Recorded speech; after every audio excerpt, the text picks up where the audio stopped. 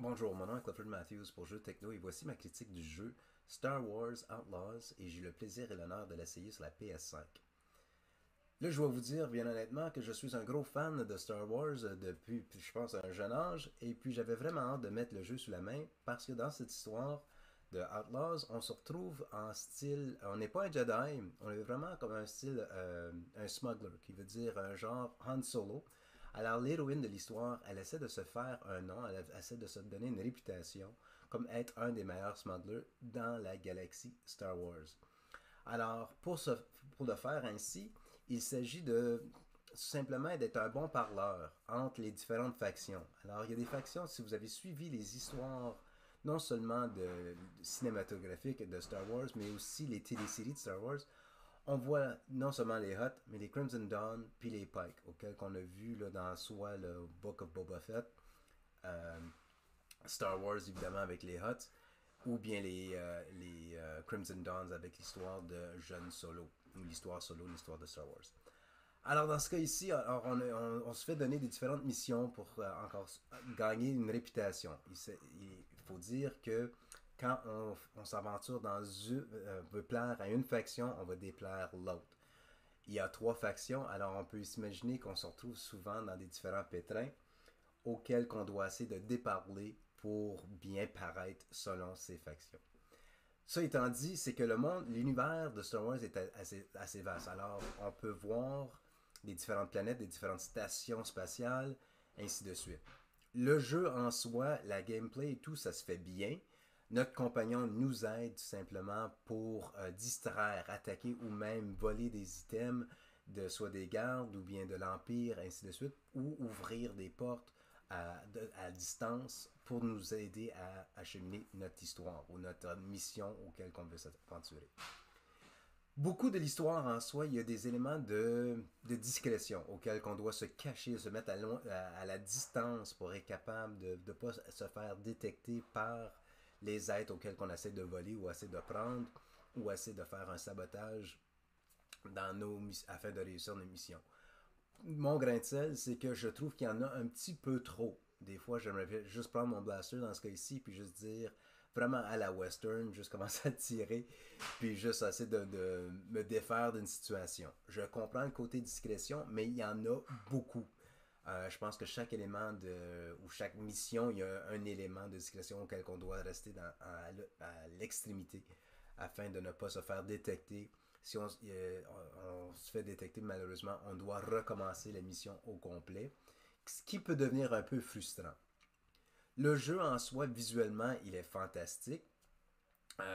Tout dépendant comment tu places tes paramètres du jeu, je suggère de ne pas nécessairement les mettre au plus haut, mais juste au milieu, parce que visuellement, il est formidable. J'aime bien, surtout quand on est sur notre speeder bike auquel on peut voir la variété de l'image, comme l'arrière-plan et tout ça, les détails sont fantastiques. Les cutscenes, encore là, sont bien. Sont pas à la hauteur de d'autres jeux Star Wars, par contre, mais sont vraiment bien faits. Par contre, il y a il y a des glitches. Puis qu'est-ce que je veux dire par des glitches dans la gameplay en soi? Souvent, on peut sortir de ou débarquer de notre speeder bike où on va essayer de grimper quelque chose, puis on va rester coincé ou le jeu va tout simplement.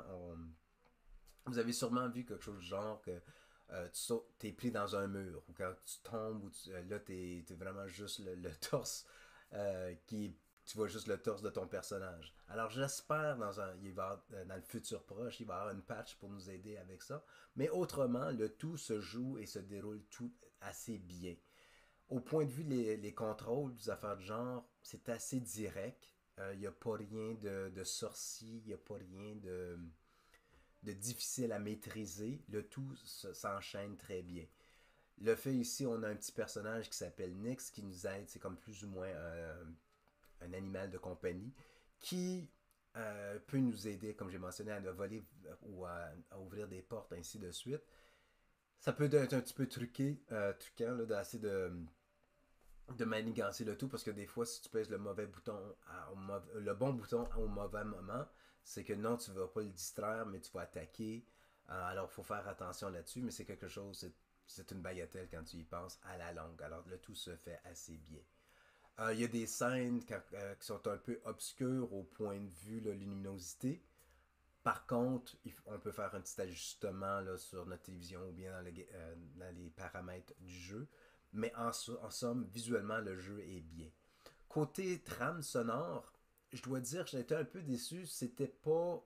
C'est sûr que je ne vais pas dire que c'est du John Williams, mais il n'y a pas une trame sonore auquel qui ressort ou qui crie à tue-tête Star Wars. Pour moi, Star Wars, c'est la trame sonore. On peut littéralement écouter le film seulement avec la trame sonore, puis on peut savoir, ou les films d'ailleurs, ou les histoires, avec la musique, puis on sait exactement où on se retrouve, dans quel personnage met de l'ampleur. Mais dans ce cas ici, il n'y a pas vraiment un moment où il n'y a pas une musique qui ressort aux oreilles, dans ce cas ici, qui est vraiment flagrant, que c'est de dire, ok, je m'identifie, ce jeu est Star Wars Outlaws. Il n'y a pas le côté. Il manque ce petit volet-là. Au point de vue gameplay, encore une fois, une chose, ok, ceci c'était vraiment une bête noire, si vous voulez. Souvent, on peut voler des armes. On va dire que c'est un Stormtrooper qui a un fusil spécialisé ou quelque chose genre. On peut la voler ou le prendre une fois on a surmonté cet obstacle-là, où on a battu l'ennemi.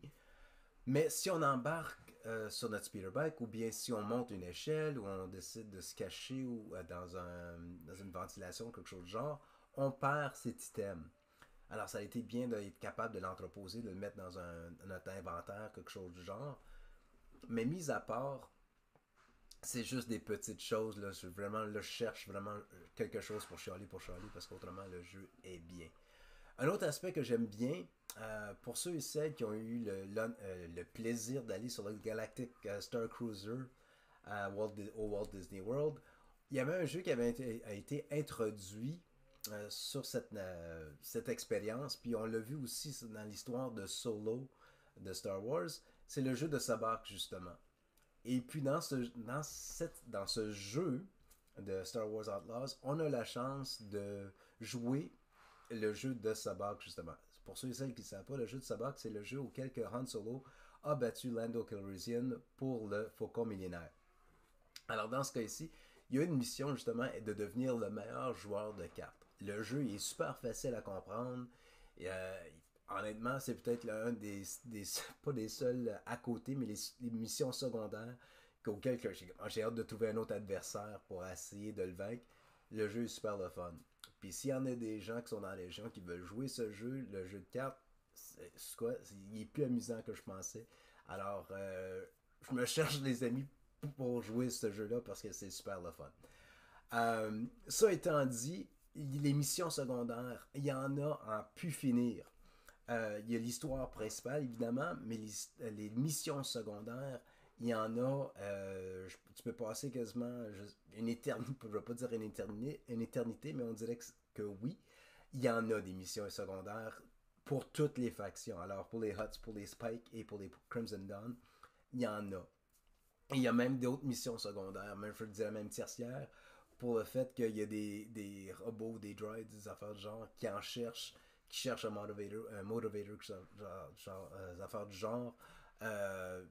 Il y a d'autres missions pour augmenter la crédibilité de notre personnage de plus. En somme, est-ce que c'est une vraie histoire Star Wars? Oui, pour la simple raison, c'est qu'on n'a pas besoin d'un sabre laser, mais on a le côté Han Solo. D'un autre côté, le personnage qui nous a été introduit, est-ce qu'elle est crédible dans un monde Star Wars? Encore une fois, je vais dire oui. Mon seul bémol, j'aurais aimé ça que c'est pas un animal de compagnie. Dans ce cas ici, j'aurais aimé ça qu'il retourne avec un autre droid de quelque sorte à place d'une créature en soi. Mais je comprends du pourquoi, parce que ça fait du nouveau. Autrement, Star Wars Outlaws, je pense que c'est le jeu que tant entendu de plusieurs. C'est une belle surprise, c'est quelque chose de nouveau. C'est d'autres histoires dans un autre monde, mais dans le même monde, mais d'une autre perspective qui n'est pas nécessairement Jedi. On voit le côté là, plus noir, pas noir, mais un côté là, plus rebelle, smuggler, moins poli que ce soit l'Empire ou que ce soit les rebelles Jedi, des affaires de genre. Alors ça nous donne une autre perspective de l'univers Star Wars qui est de ma part qui est la bienvenue. J'adore. J'espère que si vous l'essayez vous aussi, que vous allez l'adorer autant que moi. Et si vous êtes amateur du jeu de sabak, écrivez-moi un petit message ou écrivez un petit message. Si on peut s'organiser, ça serait fantastique. Alors pour Jeux Techno, mon nom est Clifford Matthews. Merci beaucoup de m'avoir écouté. Puis on se reparle très bientôt.